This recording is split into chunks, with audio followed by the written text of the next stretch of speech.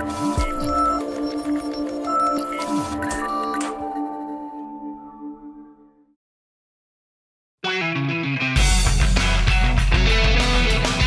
listening to the Shared Security Podcast, exploring the trust you put in people, apps, and technology, with your host, Tom Eston. In episode 92 for October 28th, 2019, details on the NordVPN security incident using Amazon Echo and Google Home smart speakers for phishing attacks, and new privacy features in Apple iOS 13 you should know about.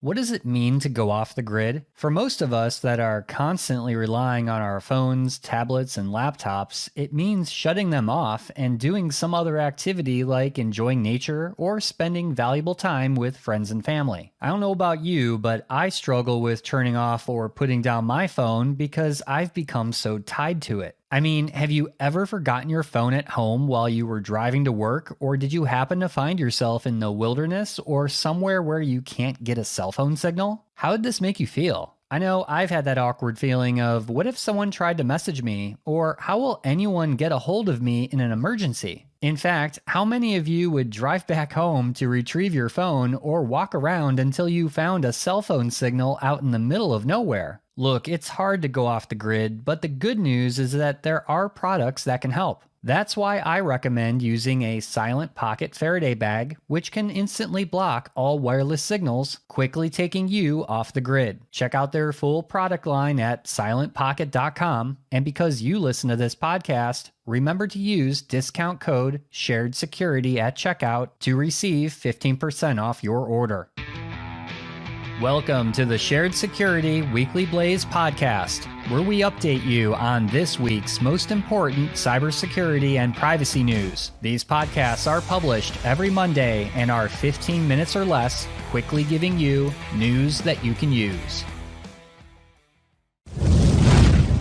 Popular VPN service provider NordVPN disclosed that they were the victim of a security incident which happened about 16 months ago, back in March 2018. The attack compromised a server in Finland in which attackers were able to access encryption keys, which could have been used to potentially decrypt user traffic, launch man-in-the-middle attacks, and even impersonate the NordVPN.com website. Attackers were able to access the server by exploiting an unnamed remote management system that was being used by the data center that housed one of the NordVPN servers. One of the certificates the attackers gained access to was one that provides HTTPS encryption for NordVPN.com. This certificate wasn't set to expire until October 2018, 7 months after the breach. This means that for months, attackers could have been luring unsuspecting victims to phishing sites thinking that they were signing up or accessing NordVPN.com. And to make matters worse, details about the incident have been apparently floating around underground forums on the internet since May of 2018. NordVPN posted a blog about the incident and stated that no user accounts or user data was affected or that anyone attempted to monitor user traffic in any way. They also stated that the only attack possible would have been a personalized and highly sophisticated man-in-the-middle attack to intercept a single connection. And also restating that they are a no-logs VPN provider, so there would be nothing for an attacker to see anyway. Now, this is contrary to what others in the media and security research community are saying, noting that man-in-the-middle attacks are not that hard to pull off, and that these types of attacks are actually what VPNs are supposed to help protect users from. The NordVPN blog post also seemed to pass complete blame of the incident on the third-party data center which housed the server that was accessed. NordVPN also stated that they did not disclose the breach to their customers and to the public, quote, until we could be sure that such an attack could not be replicated anywhere else in our infrastructure. They also stated that they are preparing a bug bounty program and also conducting internal and external audits of all systems. In related news, two other VPN providers, TorGuard and Viking VPN, also disclosed that they too had been hacked where encryption keys were also stolen around the same time period. The lesson here is that besides a VPN provider perhaps not disclosing a breach or incident in a timely manner, the bigger issue here is twofold. First, understand that a VPN is not an end-all be-all solution to protect your privacy, contrary to what many of these VPN companies say in their advertising. As seen with this incident, anyone can become a victim when there is a third party involved, like an insecure remote management application, which is managed by someone else. One perspective is that this incident wasn't NordVPN's fault,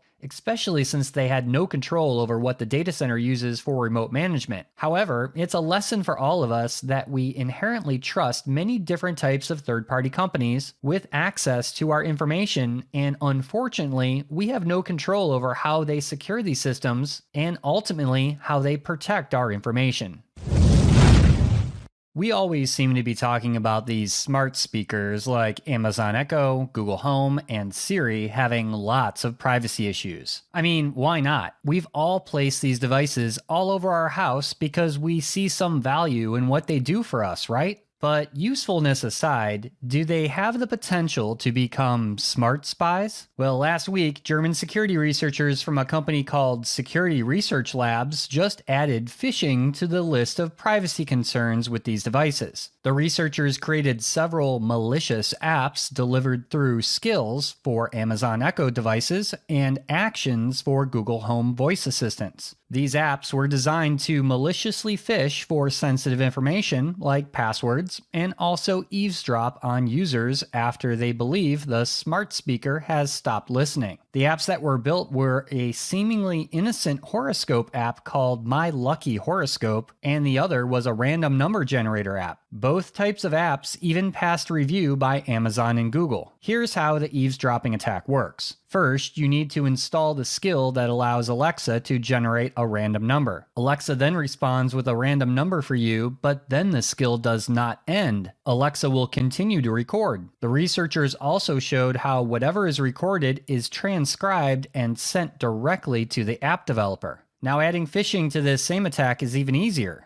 Let's say you ask Alexa for your daily horoscope. Alexa responds with an error that this skill is not available in your country. A long pause ensues. Then Alexa tells you an update is available for your device. Alexa prompts you to say, "Start update," followed by your Amazon password. And there you have it. Everything you say is recorded, transcribed, and sent to the attacker. The phishing possibilities are actually quite endless. Now, obviously this was done to prove a point of what might be possible with these devices, and there is no indication that malicious apps like these exist, at least not right now. The good news is that the researchers did send their test results to Google and Amazon. Both companies responded stating that they are changing their approval process for skills and actions from having similar capabilities in the future. So what do you think? Does this latest privacy concern outweigh the benefits of using these smart speakers? Or will we all continue to put these potential smart spies in our homes?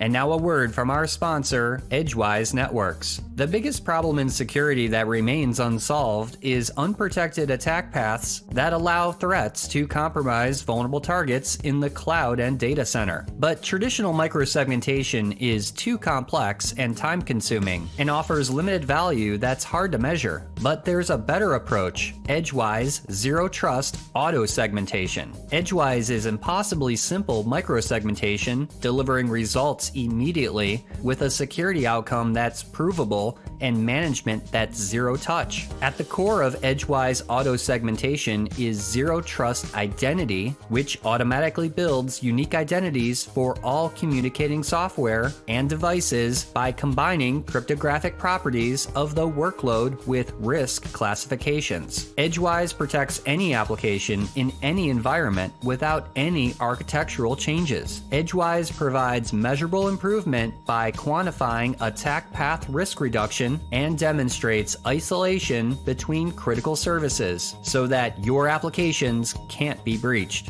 Visit edgewise.net to find out more about how Edgewise can help stop data breaches.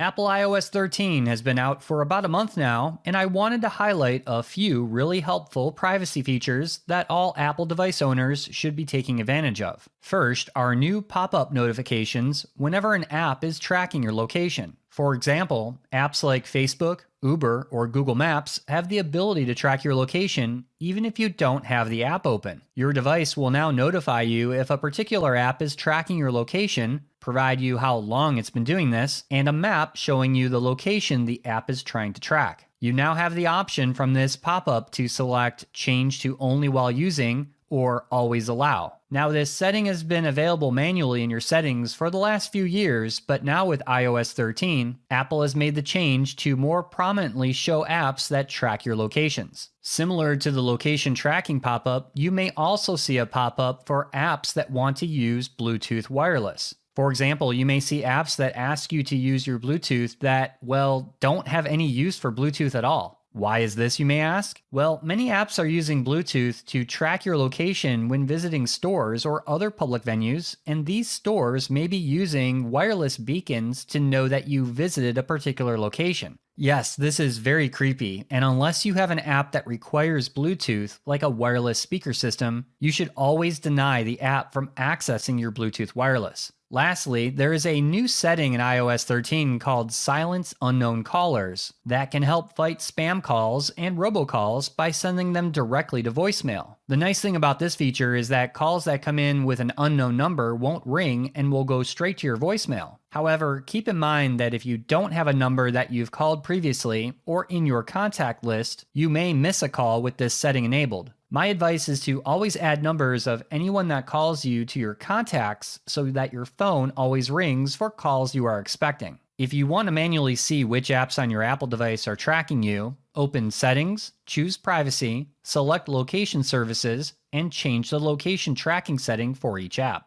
To manage which apps have access to your Bluetooth, open Settings, Privacy, and choose Bluetooth. To turn on Silence Unknown Callers, open Settings, choose Phone, and toggle the Silence Unknown Callers button to On.